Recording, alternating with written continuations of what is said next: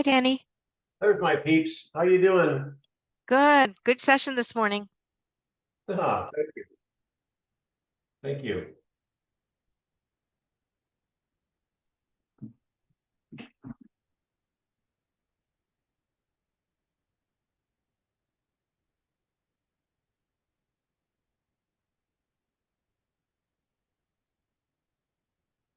I was just calling expired and I saw one that was 2 blocks from my house. Yep. And yeah, and so I'm gonna go door knock on them and I want to do expired script today for them. All right, well, good. Well, we'll get started. I've got 1 o'clock sharp. Hey, I'm Danny Grimes. Welcome to Mastery the Danny Grimes Mastery of Real Estate Mastery Level Role Play.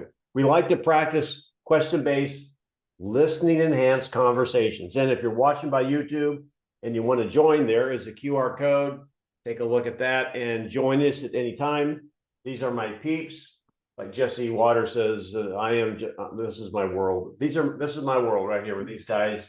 And they get to participate with me as well on a daily basis on the recon. This is 9:30 to 10 o'clock Eastern time.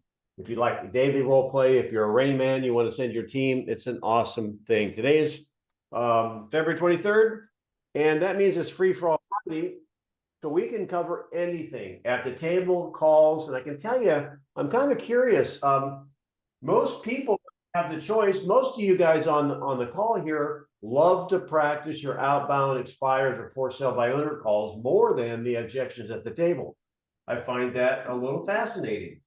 So I'm not really sure why that is. I'm not against it. I just find it fascinating. So if you want to participate, what we're going to do here, because we have a little bit more time than we have on recon, is we'll dig a little bit. And I want you guys to practice that are here on the call. You may not be ready to step up in role play yet. However, I'd like you to participate by at least starting, putting your toe in the water, have your camera on, and listen. Listen to the role play, because I want you to practice your listening skills. And then when I ask for some input, give them a little love, maybe what they did well or what they can improve on, and we'll move through this. So that's my introduction. No more talk, no more chatter. The last thing I'll say, if you haven't been to my YouTube channel, check it out. I'm waiting to get to 1,000 subscribers. That's my first milestone. So let's go. I'm going to just start calling out people. So you have your hand up. Most of you guys know how to play. If your name is Sherry, that's because you haven't changed your name yet. It just automatically defaults to that. Peggy is one of our regulars, and she wants to practice. She has an expired, which is her neighbor. Well, that's great. At least it isn't your house. So Peggy, why don't you go to Sandra? Sandra, you can be the expired, and let's have that conversation. Now, I'm going to stop you at 1:15, as we normally do. And this is what I want. I want you guys to give her some feedback on her 1:15. That's kind of the bull ride. You better make an impact. You know, the old preacher said, if you're not hitting oil in 15 or 20 minutes, quit boring. If you're not hitting oil on an outbound call within the first minute, 15 seconds, you might be in trouble. So Peggy, you ready to go? Ring, ring. Hi. Hi, I'm Peggy. Thank you for taking my call about 123 Main Street. When are you going to be putting that back on the market? I'm so sorry. Who are you? I'm Peggy with Keller Williams.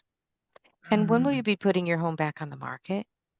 Gosh, Peggy, you're like the 20th agent that's called me this morning. It's really kind of getting annoying. We don't know.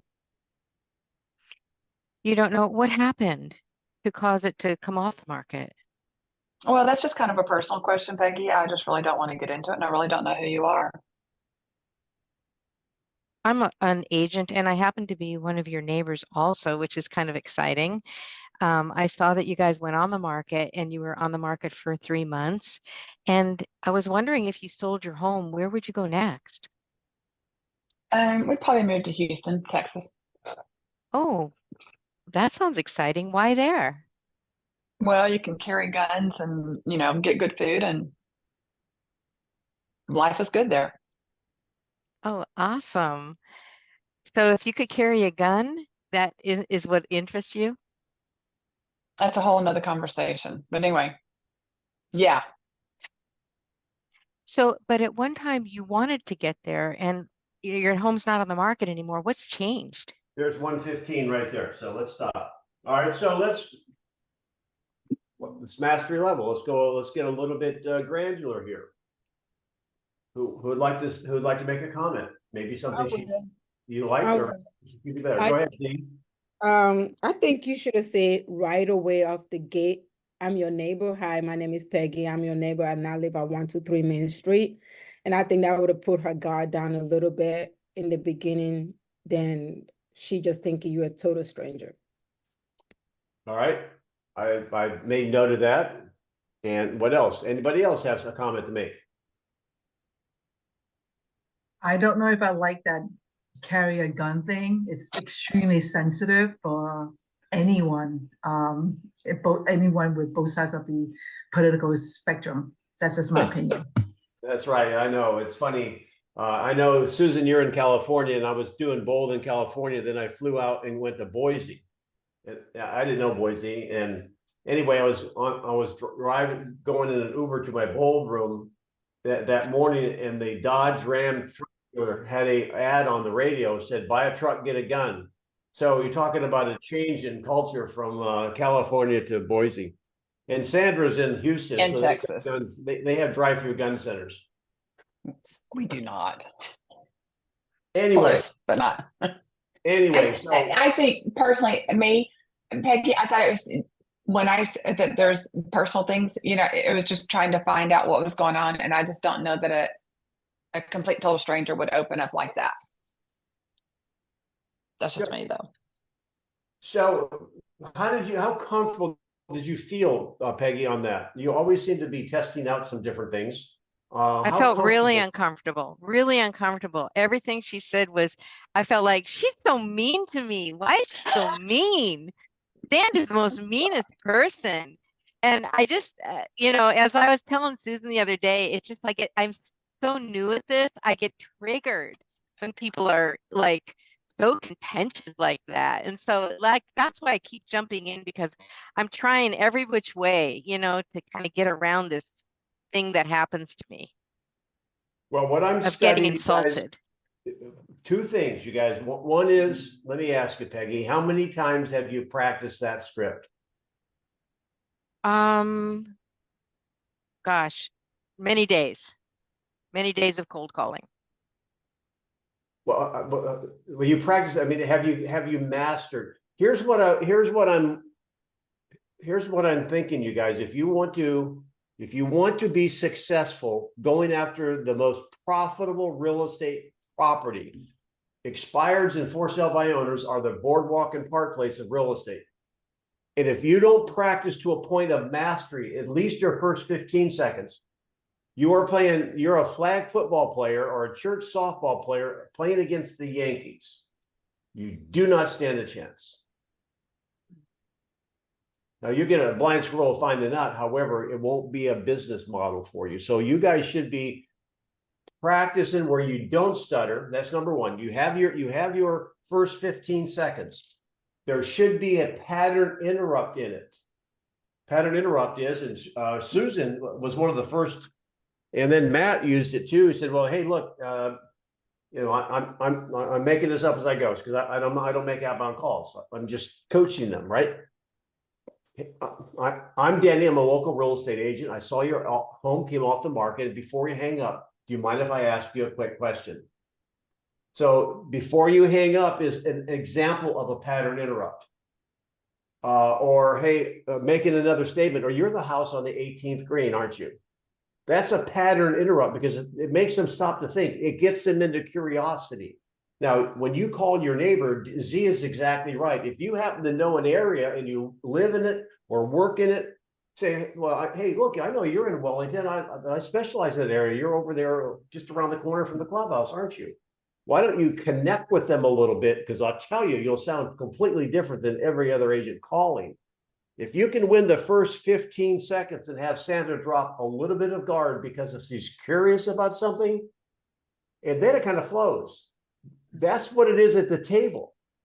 I mean, you don't have to, there's not a lot of pressure when you're at the table. There is pressure when you're on the phone because they're kind of like the executioner and they can hang up at any time. So let's go next, and Peggy, we can circle back around.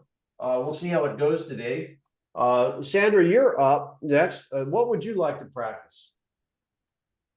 Uh, maybe calling past clients. That is awesome. And the goal of the call? See if they know anybody who needs to buy or sell. I love it. This is going to be a past client, or even it could be a sphere. Well, past client's fine. And so, and is it Andrea? Andrea? Is that right? Flowers? Audrina? Adrina, she's calling you. You're a past customer. Ring, ring, Ring, go. ring, Hello? ring, ring. Hi, Adrina. It's Sandra Marcano and Keller Williams. How are you? Hi, Sandra. I'm good. How are you? I am doing great. Thank you for asking. How's everything going with the new house? Are y'all enjoying it? Actually, my washer just flooded the whole entire kitchen and front entryway, so I'm dealing with a mess right now. Oh, I am so sorry. Do you need any contractors or vendors or anybody that can help you with that situation? No, my husband's got a friend next door. He should be coming by soon. Well, I am so sorry you guys are having to go through that. Is there anything I can do to help y'all in the meantime? Do you need food, anything like that? No, I think we've got it covered. How are you? Okay. We're doing good. We're doing good. Expanding family. But listen, the reason why I was calling, number one, I did want to check in on you guys, see how y'all are doing. I'm so sorry you're dealing with this. But number two was to see if you or your husband know anybody that might be in the market to purchase a home, or somebody who might need to sell a home. Does anybody come to mind? Yeah, actually, my son-in-law, they just found out they're having a baby, so they're going to need more space. Oh, congratulations. That is so awesome. I would love to be able to visit with them. Would you feel comfortable in giving me their contact information or? Time. I think that would probably blindside them. Time. It's minute 30. I'm just gonna say right away, good job on pivoting a little bit to a little empathy. And hey, do you need a vendor? That was quick on your feet. Good job. That could have been a real blessing for them if they didn't know anyone. So good job. Any feedback for Sandra? I do. I have a couple of things.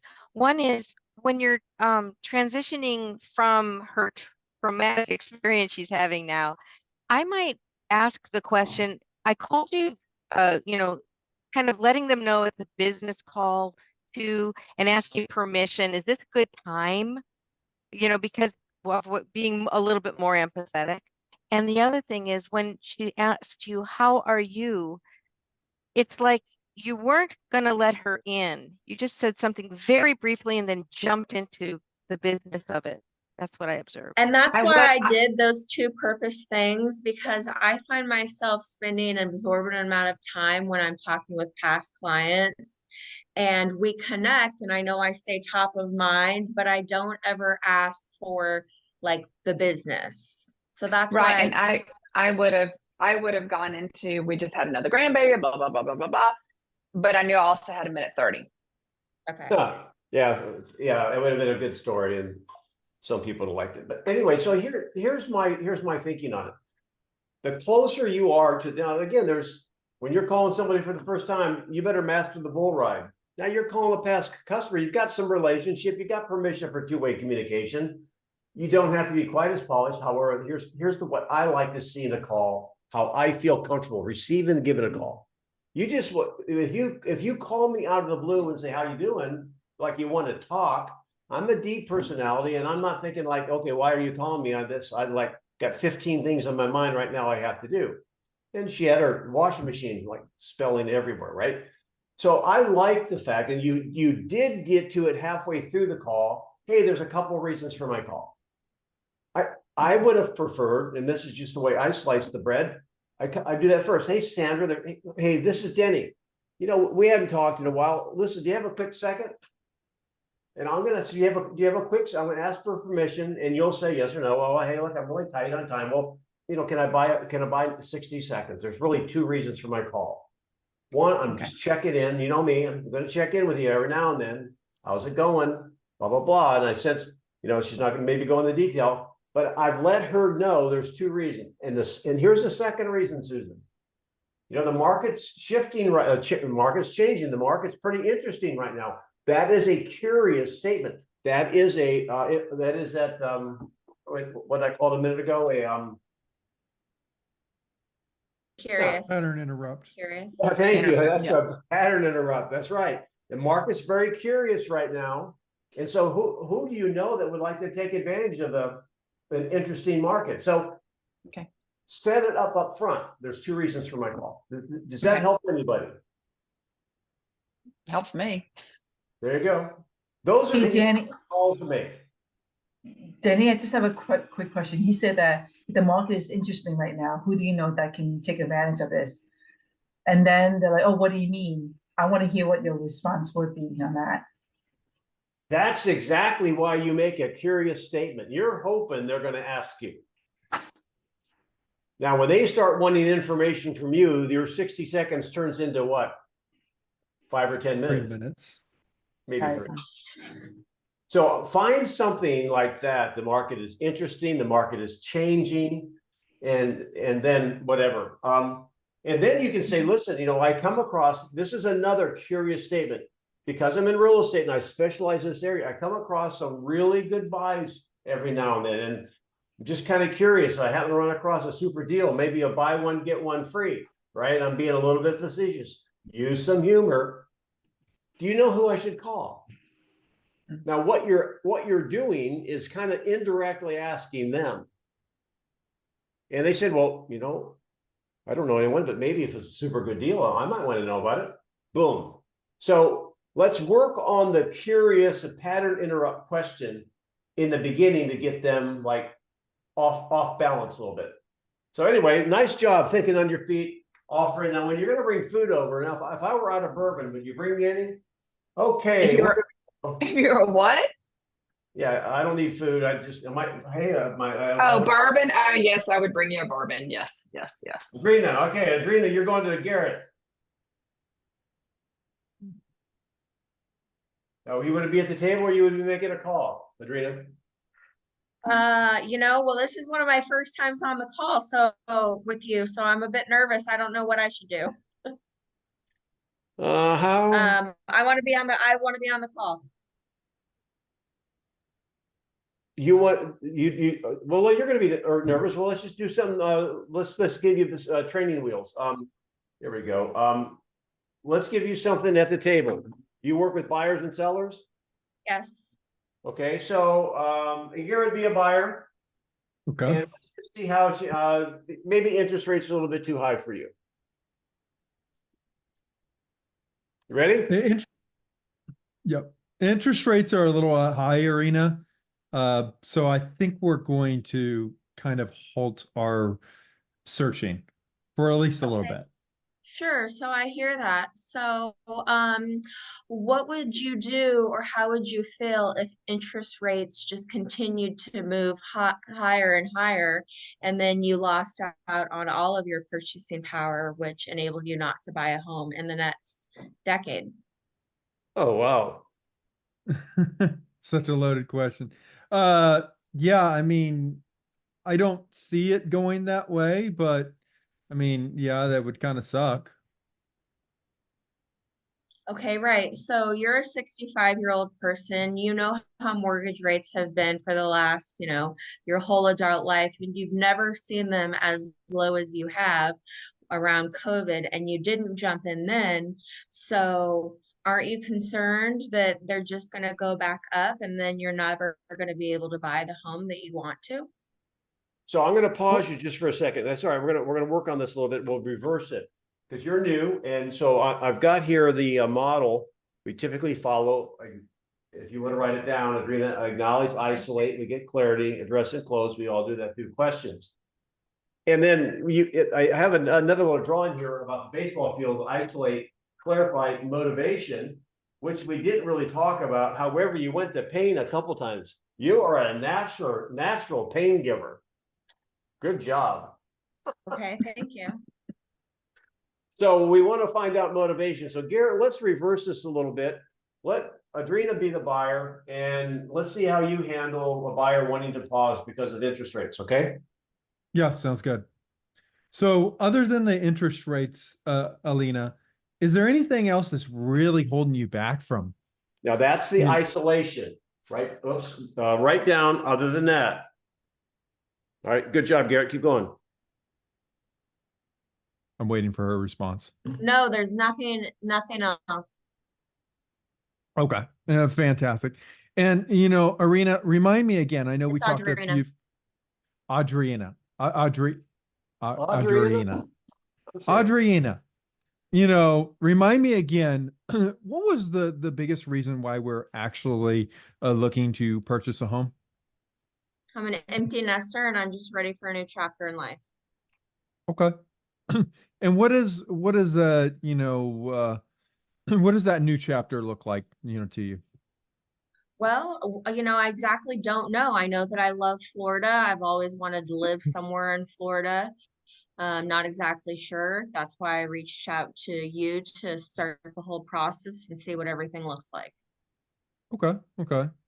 And how quick, if it was a perfect world, how quick would you want to be down here in Florida with me and If it was a the perfect sunshine? world, I could do it now if real estate, or I mean, if mortgage rates were a little more feasible. Okay. And what about the interest rates hold you back, really? Well, a few years ago, they were so much lower than they are today. Okay.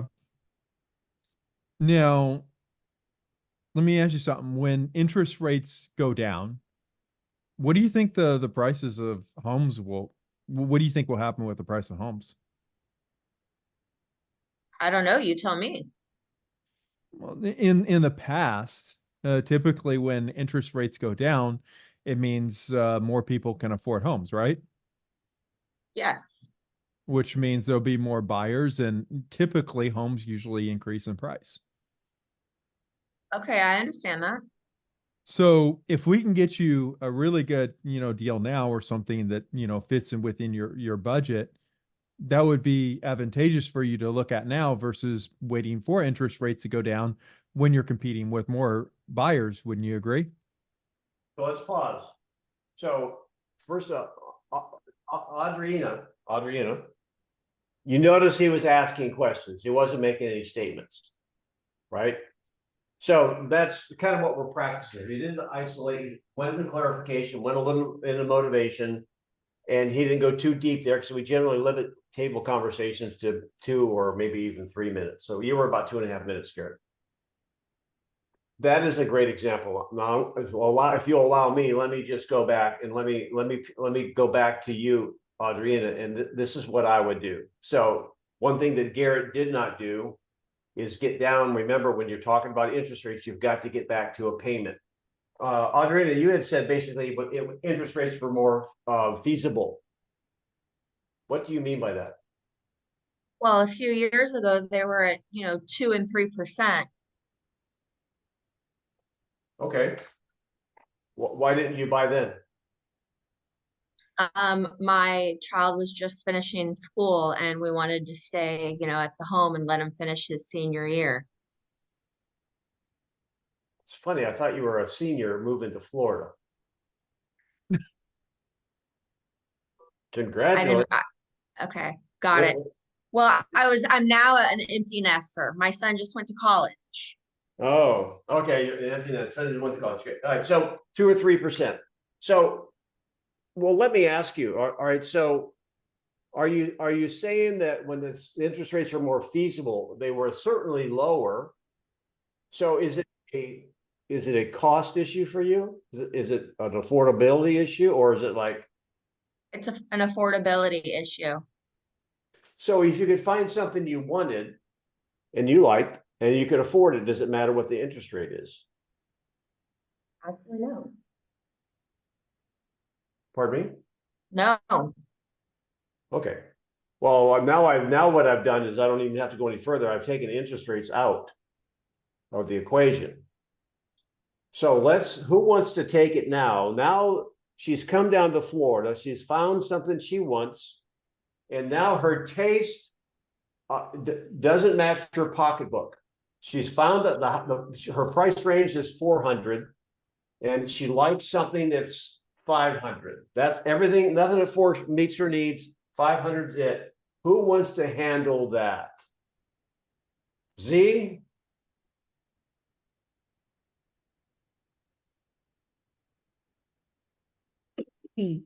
Okay, please forgive me if Adriana.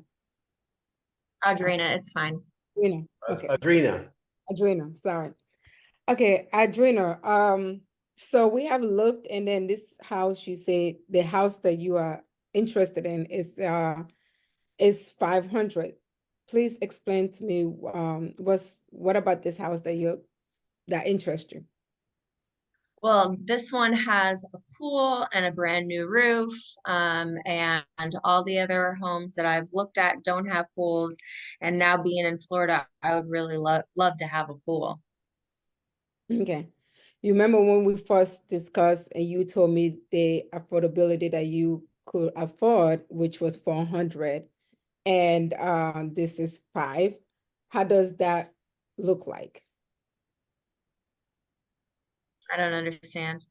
Now ask it again. I didn't quite follow that. I said, how does it look like to your affordability, you going up to 500? Well, I can't really afford 500. That's the thing. Okay. So we're gonna have to reevaluate things. What are the 5 must have that you need to have in your house? So I'm going to stop because we're not going to go. You're taking it down the road, going back and revisiting the buyer consultation, which would be the right thing to do. You're going back to, all right, so we have to throw some things overboard. I want you to go down the other road, though. I don't want you to go back. How would you then make up the difference between 400 and 500? She says she can't afford it. How do you know? And how would you reduce that to something more manageable? I want you to go down that road. I want you to reduce it to the ridiculous. The difference between 4 and 5. And let's just assume that, she says she can't afford it. Anyone want to take that one up?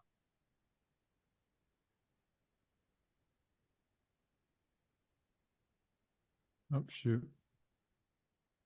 I I would guess I'll take say if you, go ahead, Garrett. So is it more so affordability, or is it because you're comfortable at that price? Great question. You guys write that down.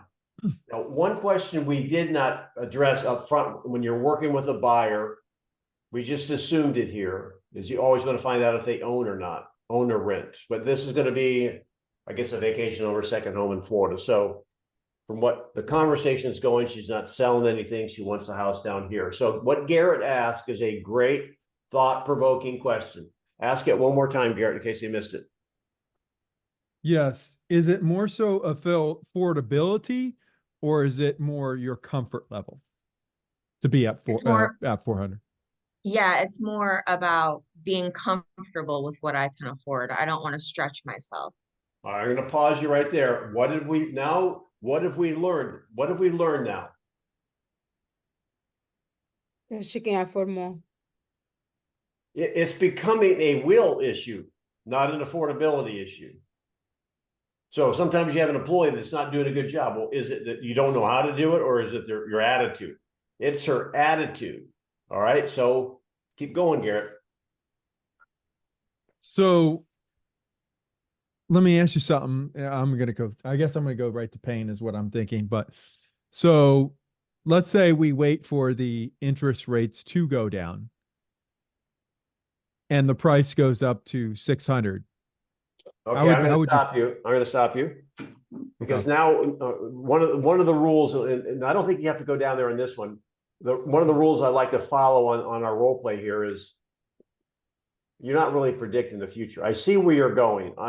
I see where you're going, but I don't want you to go down that road. I'm looking for you to go down in the reduction to the ridiculous. Do you know what Okay. that means? Yeah, I know. I'm just not that good at it, but I can practice.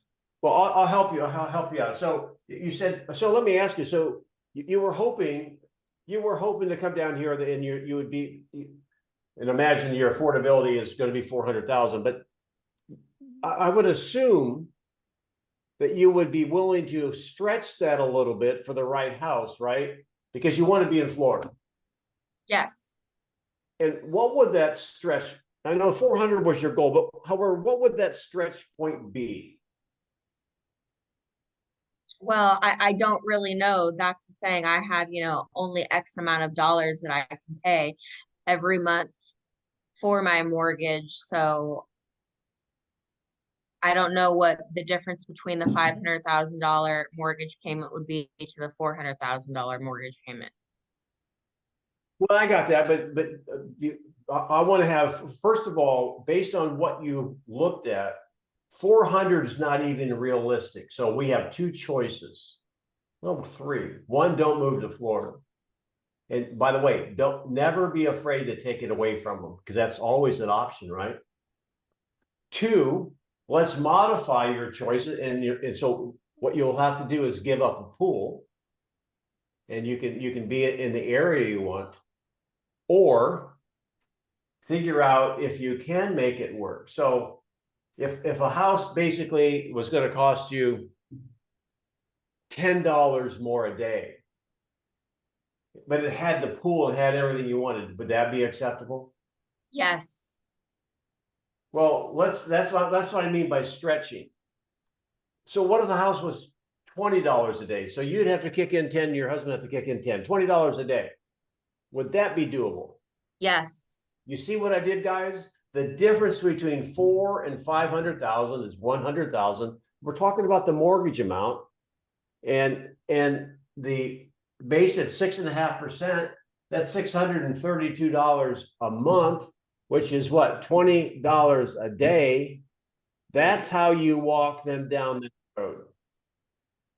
So I guess then you like to go to paying, it would be saying, so having the house in Florida in the area that you like with your own pool, would you be able to maybe give up we always use Starbucks, would you, a Juicy Lucy's or a Big Mac a day to have your pool? When you put it that way, Denny, yes. So y'all see where I was going with that? And I know you could have gone down that road, Garrett.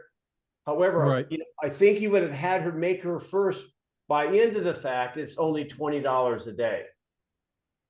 That's just called reduce the ridiculous. So any comments on that? Any feedback? How'd I do? Yeah. Thank you. All right, so we're moving along. Garrett, I don't think you just did one. Z, you're up with Susan. Thank you, Z. My pleasure. Am I the agent? Yep. All right, Susan, we at the table. You the seller, expire.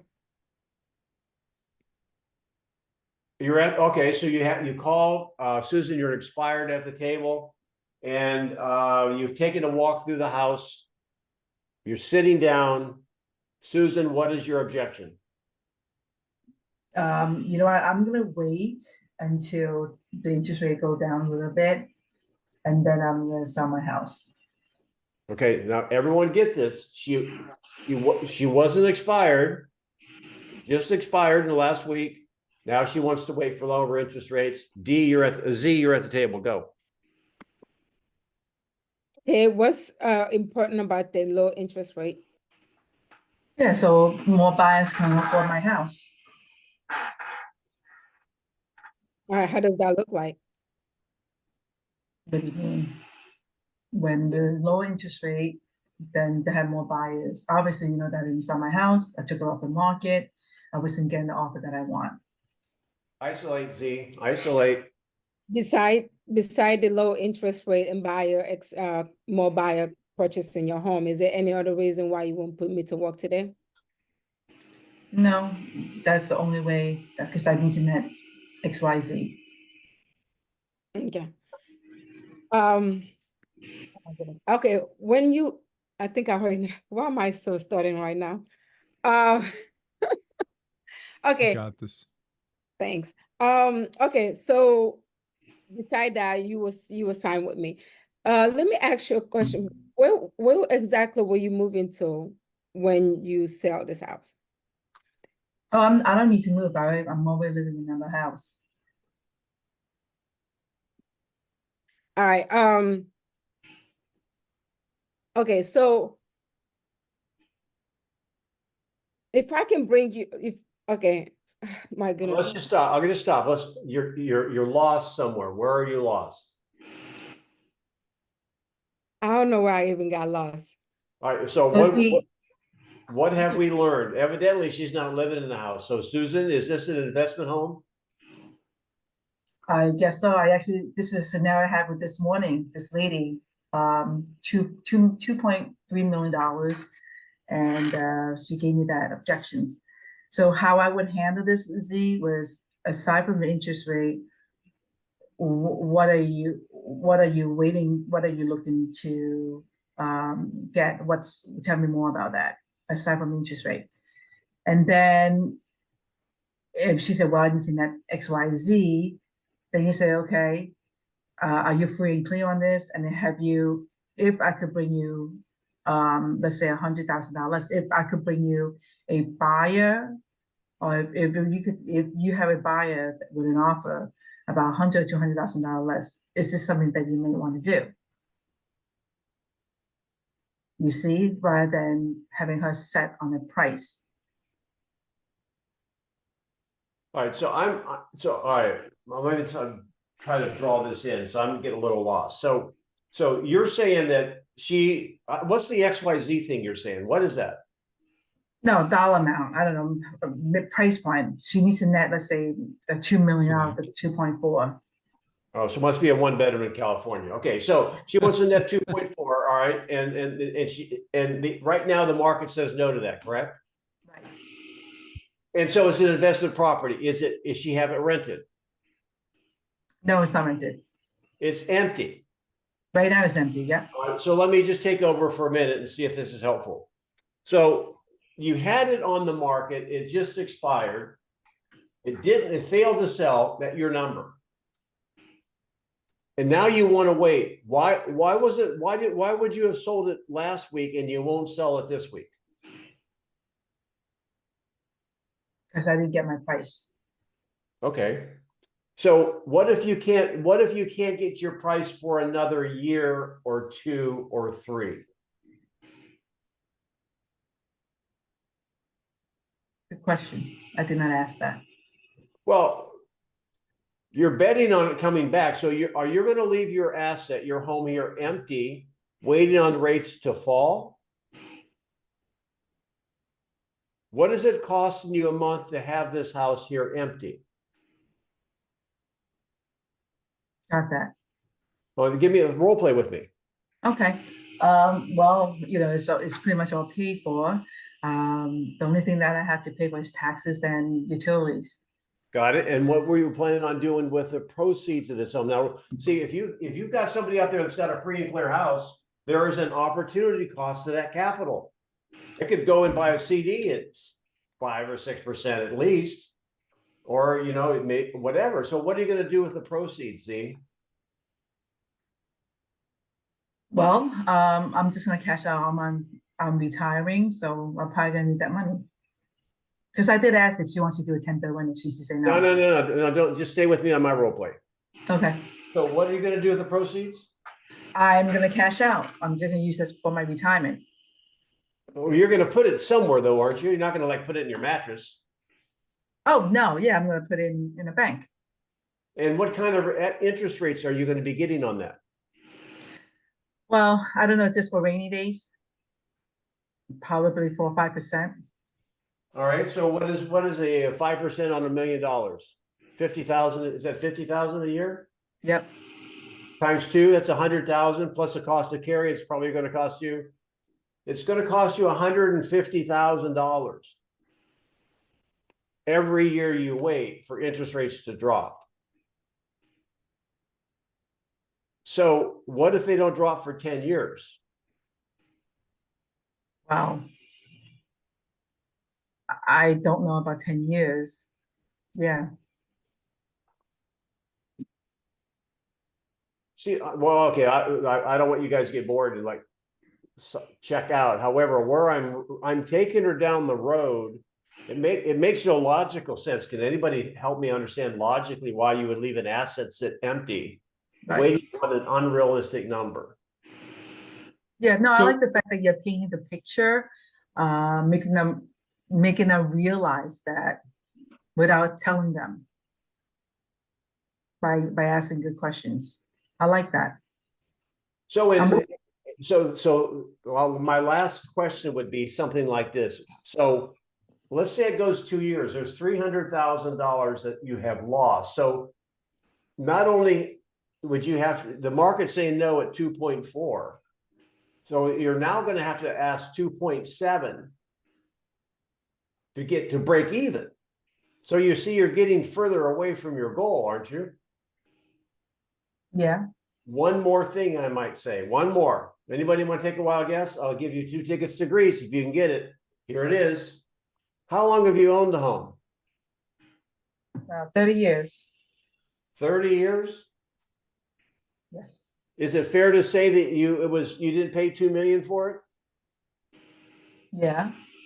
So you have basically probably built up $1.5 million in equity. And you're going to let that, if you had a suitcase full of 1.5 million in a suitcase, and you laid it on top of your car and it opened it up, and how long would you drive down the road watching the dollar bills fall out of it before you finally decided to stop the car and take your money and go home? I won't be. There you go. All right, number next. Thank you. Can I throw a spin on that? I'd like to say something too. You can go ahead, Garrett. I was just gonna say, why don't you role play it if she came back and said, oh, well, I'll just rent it out. I get good money for the rent. Okay. At least I could knuckle bumper and say that's a brighter decision. And I would say this. What experience do you have working with tenants? I have a little bit. Okay, and so when you look at the condition of the home right now, and based on your experience with tenants, do they leave it in the same condition? No. All right, so you're asking an unrealistic number now. And let's say it's not gonna cover all of it. So instead of 150,000, you have $50,000 worth of carry of the home. And then when you go to sell it next year, if the interest rates aren't down, you're going to have to put X number of dollars in it. Are you getting any closer to your goal? No. Well, I guess if you went to a doctor and they gave you medicine that wasn't working, how long are you willing to take the wrong medicine before you want the right medicine? If it was my husband, probably a while, but me, I think a little closer on my feet, quicker. There's a guy that'll be single his whole life. All right, so that's probably where I'd go with that, Garrett. I got you. All right, it's Freaky Friday. We've got time for a couple more. Let's go. Who's next? Well, I want to piggyback on Susan's because I call expireds also. And I have actually said something along the lines of, so you're telling me, Mr. Expired seller, that if you were to receive a full price cash offer, you wouldn't sell your house? All right, And then they're like, hang on, I'll bite. No, I won't. well, then I would circle back to what you had said. Well, it was just on the market last week. So what has you changed your mind? Well, it could be, well, we were gonna buy a new house in a new community and we just decided, that house is gone, so we're just gonna keep our house. I don't know what to say after that. Well, that's okay. That's why you're here. Anyone want to pick that up? It's the motivation has changed as far as the house over there. So where would What you made- go with that one? I got one. Okay, let's go. What was it that was causing you to look for a place at that new development? Why did you want to move in the Yeah, first see, place? Great pickup, Peggy. You've got to go back to motivation. It wasn't that house Was- did something for us. Identify what that is, because if there's got to be another house out there somewhere, or if there were, wouldn't you want to know about it? So you got to go back to motivation. Remember, when people stop, when your buyers or sellers stop, and whether or not they want to withdraw their home, whether they want to get out of the house buying business right now, or market right now, you've got to go back here. You've got to dig there. Maybe something changed. Maybe they had expected their mother-in-law to move in, and the mother-in-law decided not to move down. They're going to move to Arizona instead. There could be life-changing things. However, find out what that is. So Peggy, great move on that. All right, come on. You guys that have the quiet, anyone can come on. We've got another 15 minutes. I want to know what to do when I get a text, when I call a for sale by owner and they text me, who is this? I only want buyers who are pre-approved, no agents allowed. Does anyone have anything to overcome in a text? I would just say, if you don't mind, if you text me that as a for sale by owner, yes, I am an agent, and if I had a buyer, am I able to show your home? And they say no, only if it's pre-approved and come with you. Okay. Well, I wouldn't lie about it. Right. So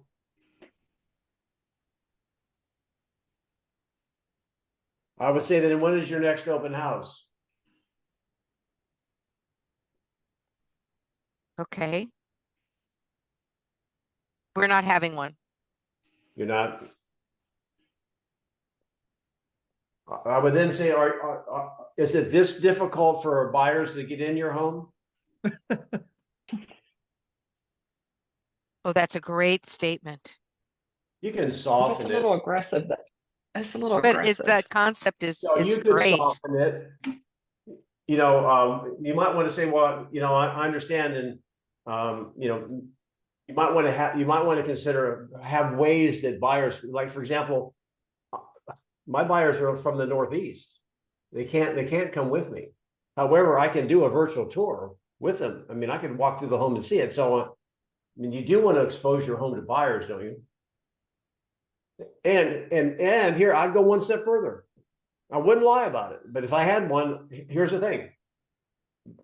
I'll introduce you to my buyers. They'll be on the phone, and I'll never ask you. I'll never talk about listing the home. This is legit. I would be that. I don't have any buyers though, Denny. I don't. Okay. Then I would follow up with them, because most likely they're not ready. I would call them in another week and say, hey, I'm just kind of curious. I see your home's still for sale. Can I help you in any way? One thing that we talk about much here, it would be a great role play to role play calling a for sale by owner at the second or fourth or 12th call. What do you Let's say? do that now. All right. Anybody do that? Anybody have a consistent program for expireds or buy owners that you actually make more than one call? I do, but I just want to add, Peggy, for if someone texts you that, just say, oh, wow, sounds like that you're getting bombarded with a lot of agents inquiry and not true buyers. And then make that a statement and then say, how accessible is the property for a viewing or for a showing? How accessible? Yeah. Has doing that anybody for- ever thought about sending a video text as opposed to just texting, so that they're getting your face and knowing that you're not a crazy person? I haven't done it, but I don't know. Well, I do know somebody that has done it, and it's I worked have done video successfully for 'em. texting. I have done video texting, but for when I get are you an agent or a buyer? This is where I blank out, and so that's why I'm working on that part. But I could do that in a video, no problem. James has got But, a question in there. Does anybody have a program to use to edit numbers to stay off do not call list? I mean, I really think, and I made the statement, I think in the class I taught, you guys, if you got, you probably didn't go out and milk the cow today, or you didn't grow your own coffee beans. So I would say the best thing you can do is find a vendor like RedX or Zillow or Landvoice or Vulcan or something and buy your numbers. my title company scrubs all the numbers they send me. Better yet, so find someone That's else nice. to do it for you, because what'll, Vulcan 7, thanks, see. Because what'll happen is it's hard to get momentum when you start that, I'm gonna lead generate and you spend first 45 minutes finding one number to call. It's hard to get like a lot of action that way, so it's well worth it. You pay for MLS because you don't want to have to drive by and see all the homes yourself. So what I would find a service that will give you that.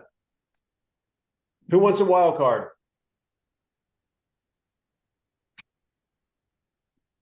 I'll give you one that came to me in the last couple of weeks. Wild card listing agent.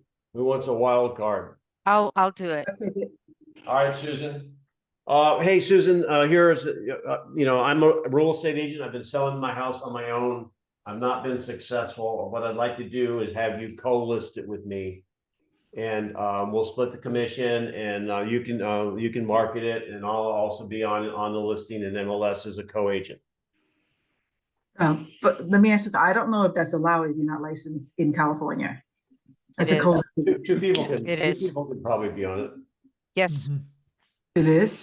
yes, Okay. Not in Texas. You can't do that in Texas. can in California. We have a form for Can that. here. Okay, That may be in Texas too. sure, Denny, I would definitely work with you on that. And what is the reason that you want to co-list it with me? I'm just curious. Well, it doesn't look good for me as an agent to use another broker to sell my house. I have a real estate practice here. I've been trying to sell it for the last 14 months, and I just don't think I have the kind of reach you do. And so want to co-list it. So we'll split the listing fee, and we'll both have the listing. Absolutely, I will certainly do that. And of course, I will definitely market it for you. And since you are willing to split the fees, and I earned that trust in you, let's do it. Wow, you're nice. Why not? Are If you you, look, What else would you well, say? Why would you yeah, not well, do because that? you said that I you're a wouldn't do it. broker. I wouldn't do So it. why not? so What? I would do it, and I've done it. Nope. You Way. do because you also want to get that marketing, that reach out there, so your name is out there as well. You don't No, get numbers in the MLS? I told her Tell no. us your thought process, Denny, about not doing it. Well, Why? first of all right. So first of all, I said I'm not going to co-list it because number one, I already was willing to pay her a referral fee because she's an agent, no problem. However, now remember, she wants to go on there and be a co-listing, and so now rather than a referral fee, I'm splitting the fee. So now I'm working for half. What is she going to do that she hasn't already done? Absolutely nothing. No. And so she wants, and you're saying, well, I'll do all the marketing. Now, if there's going to be any marketing, she will be expecting me to do it. And I just said, no, I'm not going to do it. Why not, Denny? Why not? Because you're using this to leverage your top of mind and your social media and your reach. But she says she's gonna pay you the fees, right? No, That's she's gonna, no, we're gonna, I'm working for half, I'm doing all the work for half the money. so does she want you Oh. as a secondary agent, or does she want you as the primary agent? Oh, Or she'll let me be primary, she'd be secondary, but then we split the listing fee. So she's not gonna do anything. I'm doing all the work. And so it's no different than a seller asking me, well, I'll pay you half price. I'm not gonna do it. yeah, is she going to contribute with the amount of money that you spend marketing the property? Well, let's face it, guys. I mean, she already had great, all right, so this is, we're just us, right? There's only 17 people here, and 17 million may be able to see it. What really do you spend marketing a home? The home has already been professionally photographed and you My got, MLS fee. no, that's a sunk cost. You know, that's, Mm-mm. But I Well- don't spend much. well, you don't have to. Remember, marketing doesn't sell houses anyway, it's the branding. And Right. marketing, the things you do to brand you for more business. Our skill is not marketing. And I would take someone who has a marketing budget of 10,000 a month and somebody has a marketing budget of 1,000 a month. And the $10,000 a month is not a 10 times agent. Their skill in handling conversations, negotiation, speed to the lead, etc., is where we really make our money. So when you talk about your marketing program, I don't know, and I had this conversation with you, and you tell me if you had had it. She is an agent. I said, well, she asked me, what are you going to do different? And I said, nothing. I mean, when you put it in MLS and it already feeds all these websites, the only difference from agent A to agent B is the interpretation of the action or the results or lack thereof. So talk me off the cliff if you think I'm wrong. No, you're absolutely right. Like right now, I'm still working on my deal with the Manhattan Beach one, the 3 million plus property. I actually got a buyer to walk in and my seller hasn't met a certain dollar amount. So I told the agent, we're both gonna have to get a hit with our commission. So that way my seller can net what he wants. But then I turn around and go to my seller, I know you need to net $3 million. How about if I bring you an offer at 2.8, 2.9? He goes, let's do it. So now I'm protected. Now I know that I could sell the home for 3 million. He's dropped his price. And this is why yes, I get it, Denny. I get what you're saying, but I think it's better to have a listing than no listing because now you're able to brand yourself. Because with command, you could do command posting. It's free in the social media. So And you I can- don't know how it works in California, but if I have an agent that comes and tells me that I need to negotiate my commission with you, isn't that illegal? If No. indeed, no, well, you're If talking I about need to buyer. reduce my commission All right. and give a kickback to the seller? Oh, No, geez. it's all No. fine. I did it. I just closed. Oh, I will be closing another one where he is a buyer, but he's also an agent. And I told him to make this work, we're not giving you a commission. He said, hell no. And then I said, okay, fine, then no deal. And then finally he said, okay, I'm not gonna take a commission. You're gonna do all the paperwork, you get the commission. But for me, I had to reduce my commission significantly a lot. So that way, so I can make this deal go through. Well, the bottom line is here's the, I'll just put a peg in it. If this agent has had her home on the market for a year and a half and it has not sold, her being on the listing is not going to help it sell. If it sells, it will be because of my advice. Okay, Danny, let me ask you a question. Is the home way overpriced? Well- Yeah, If it's way overpriced, I wouldn't take it. Then Well, it's a waste of but it's your already been time. on the market. If it's been on the market a year and a half or however long you said, is she going to be willing to come down on the pricing? Well, I had basically already had the agreement she was going to give me the listing. I was going to give her a referral fee and we were going to then reposition. And I don't know, I think somebody got in her ear and said, oh, well, why would you do that? You're going to split the listing. So I don't know if she's done it, but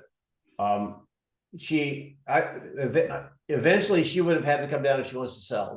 You already know she's overpriced. If you see a listing on the market, I don't care what price range, it's not sold in the next number of weeks or months, it's price.